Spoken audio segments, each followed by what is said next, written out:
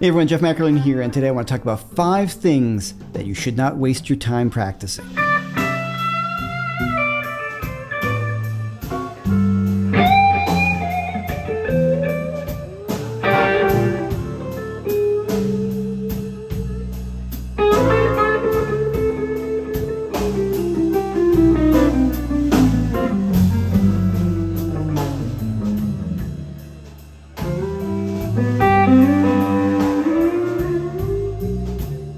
Before we get going, if you like my video, please hit the like and subscribe button, as it really helps me out quite a bit.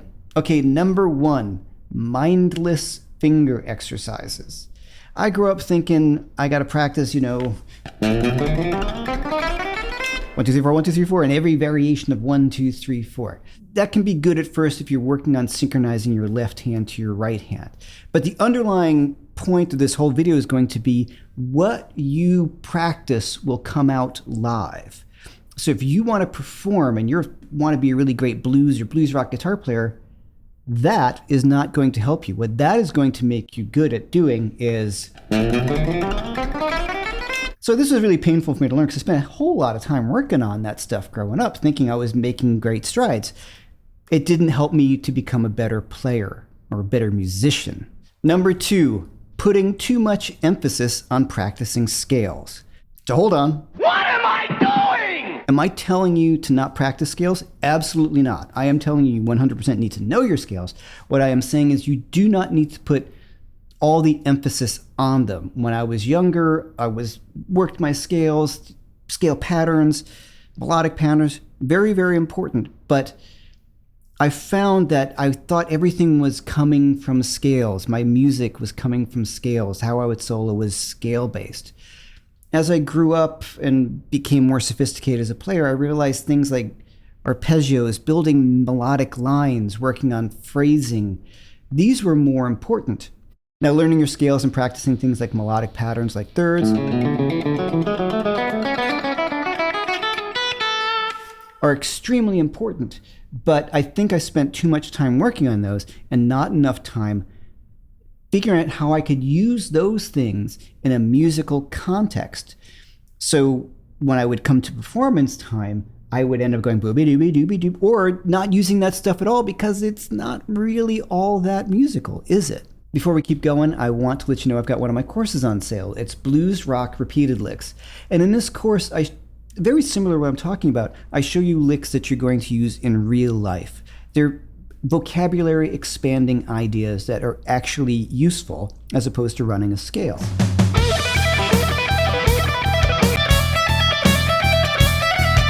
And I show you how to play them, the proper technique, and then how to take 1 or 2 of those licks, piece them together to learn how to create longer licks, expand your vocabulary, help your phrasing, and gain a lot of confidence in your guitar playing, and at the same time, build your technique.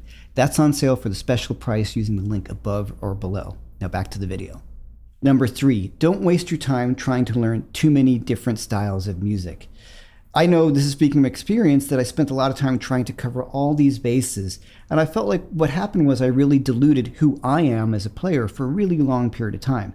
Now, I love being able to draw on these different styles, but I was trying to learn classical things, Bach studies on guitar, which I think are great and I love them, and then country guitar and then funk guitar and bebop and fusion and then metal and all these things. And what started to happen was I spread myself too thin. So I think it's very, very important to keep focused because it's so easy to get distracted by all these amazing, shiny objects all over the place because there's so many great educators, so many great guitar players out there that we think we should be able to do it all. I'm here to tell you that Eddie Van Halen was the best Eddie Van Halen there ever was, and Eddie was just Eddie. I think the guys, though there are many guitar players who can cover lots of different styles, but I'll stick to my guns on this one. The guys who can play some kind of country guitar aren't as great as the guys who were country guitar players. Say like someone like Albert Lee or Brent Mason, these guys who are killer country guitar players. They might be able to cover other styles, but they can't play rock like Eddie Van Halen could.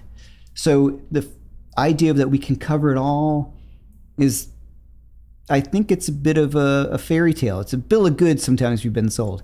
Now, you can have influences from other styles of music, but the more you start to diverge from what it is you think you want to do, the more that gets diluted, and the more learning those different styles is a distraction from you becoming the guitar player that you were meant to be. I can speak to this from experience. I'm a huge Alan Halsworth fan, and I got really into it, and I can kind of do some of that stuff.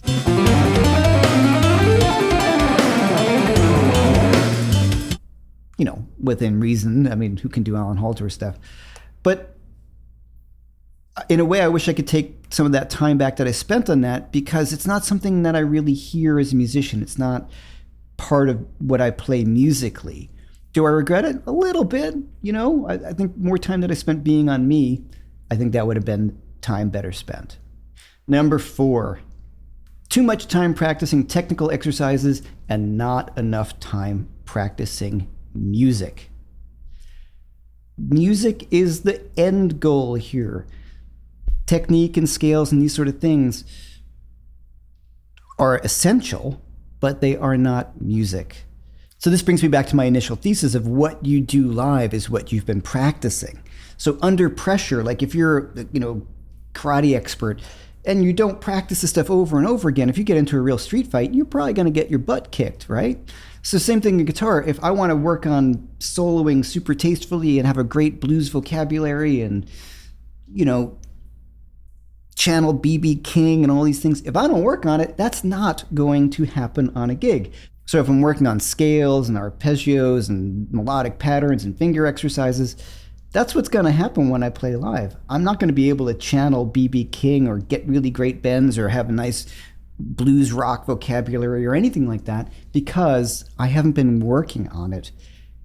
I haven't been practicing it. So it's not going to come out live. I kind of figured all these things would come together on a live gig, and they just don't.